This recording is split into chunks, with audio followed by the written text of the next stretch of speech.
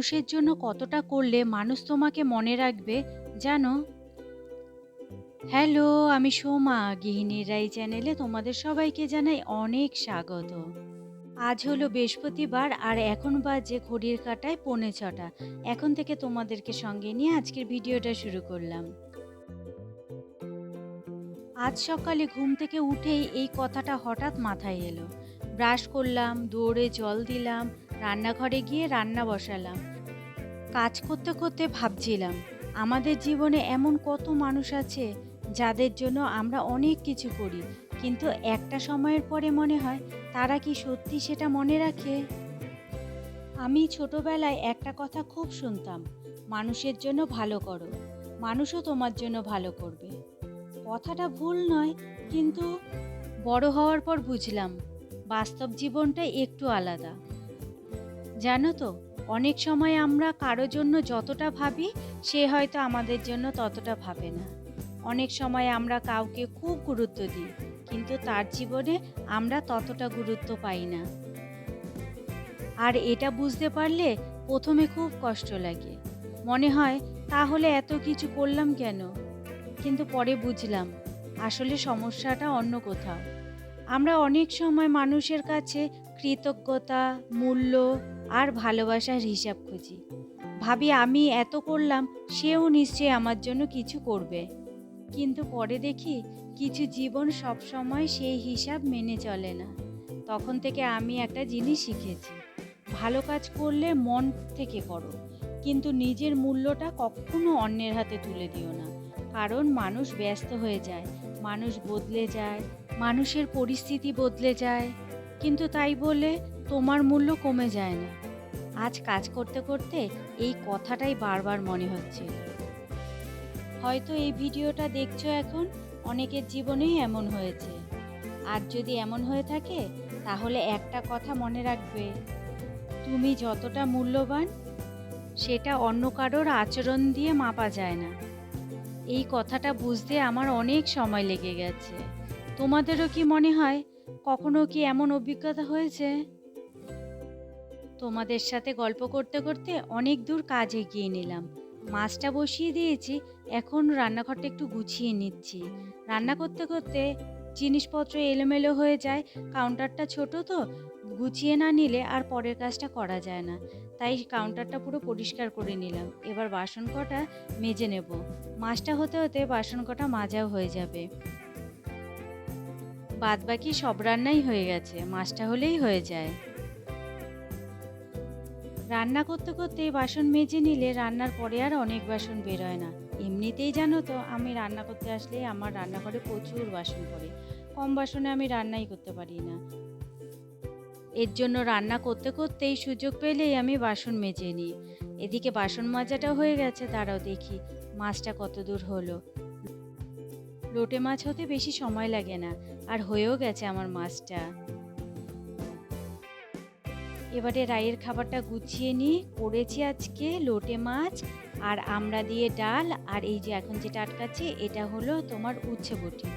উচ্ছে, আলু, বেগুন দিয়ে পাঁচফোড়ন সম্বাদ দিয়ে করেছি। খেতে কিন্তু বেশ ভালো লাগে। আমার না কদিন ধরে কি হয়েছে কে জানে, একদম খেতে ইচ্ছা করছে না। এরকম হয় মাঝে মাঝে, অনেক দিন পর পর এরকম হয় যে খেতে ইচ্ছা করে না কিছু। তখন এই উচ্ছে বটি করলে না, উচ্ছে বটি দিয়ে খাওয়া যায়। আর যেহেতু খেতে ইচ্ছা করছে না, তাই ঝাল ঝাল করে আজকে একটু লোটে মাছ করলাম। রায়ের খুব একটা পছন্দ না, কিন্তু মাঝে মধ্যে নিজের পছন্দের জিনিসের দিকেও তো একটু খেয়াল রাখতে হয়, তাই না বলো? রান্নাঘরের একেবারে সমস্ত কাজ কমপ্লিট করে নিলাম। আজ আবার বৃহস্পতিবার তো, ফুলটাও আনা হয়নি জানো। তা চলো সমস্ত কিছু গুছিয়ে রেখে এবারে বেরোই। আজ বৃহস্পতিবার আর ফুল আনা হয়নি, তার জন্য এখন যাচ্ছি ফুল আনতে। চলো একসাথে বেরিয়ে গেলাম, রায় নিয়ে একসাথে বেরিয়ে গেলাম। একবার যদি কাজের তালে করি না আর করা হবে না। টাটা।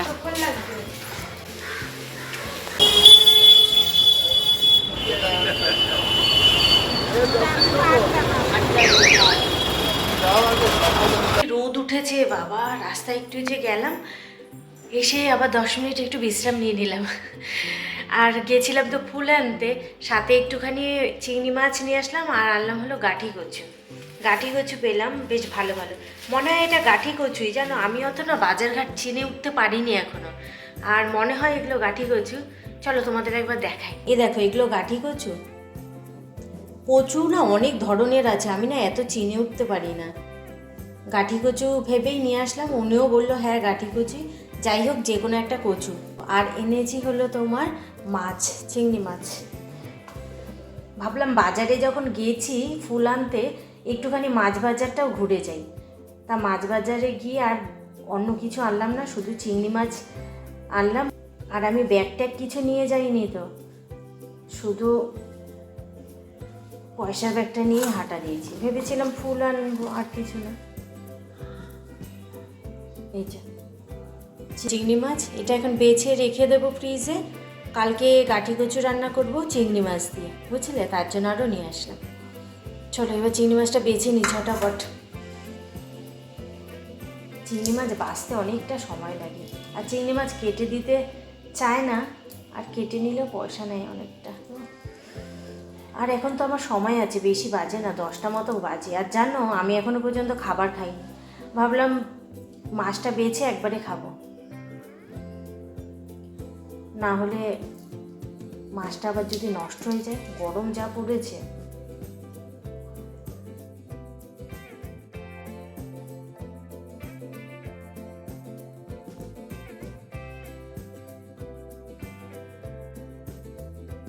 বাজারে গেছিলাম জামাটা ধুতে হবে বলে আর চেঞ্জ করলাম না, আর এখন আমি ভাত নিয়ে নিলাম, খাবো হলো ভাত আর হলো উচ্ছে চচ্চড়ি। আর একদম খেতে ইচ্ছা করছে না, এর জন্য এতটা বেলা করে এক গাল ভাত নিলাম উচ্ছে চচ্চড়ি দিয়ে খাবো বলে। এই দেখো ক্যামেরাতে অনেকটা ভাত লাগছে গো, কিন্তু এতটা ভাত না, অল্পই ভাত। চলো খেয়ে নিই।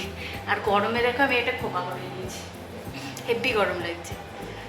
সকালের খাবার খেয়ে তারপরে ঘর দরজা ঝাঁট দিয়ে মুছে টুকিটাকি যা কাজ বাকি ছিল, শুধু রান্নাঘরের কাজটাই তো হয়েছিল, ঘরের কাজ সবই বাকি ছিল, সেগুলো সমস্ত কমপ্লিট করে তারপরে স্নান করে পুজো দিচ্ছি।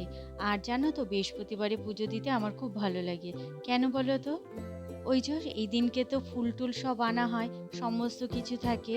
আর সপ্তাহের শেষের দিকে আর কি তোমার মঙ্গলবার বুধবারের দিকে ফুল আর থাকে না, আর তুলসী পাতা বেলপাতা ওইসবও প্রায় শেষের দিকে হয়ে যায়, কোনো সপ্তাহে শেষও হয়ে যায়। তার জন্য বৃহস্পতিবার সমস্ত কিছু থাকে বলে আমার পুজো দিতেও বেশ ভালো লাগে। চলো আজকের ভিডিওটা তাহলে পুজো দিতে দিতেই শেষ করছি। তোমাদের ভিডিওটা কেমন লাগলো তা কমেন্ট বক্সে অবশ্যই জানিও। আর তোমরা সবাই ভালো থেকো, সুস্থ থেকো, সাবধানে থেকো। আর ভিডিওটা ভালো লাগলে একটা লাইক করে দিও, আর সাবস্ক্রাইব করে আমার পাশে থেকো। আর পাশে থাকা বেল আইকনটি প্রেস করে দিও, তাহলে আমি ভিডিও ছাড়লেই তোমার কাছে তার নোটিফিকেশন চলে যাবে। চলো টাটা।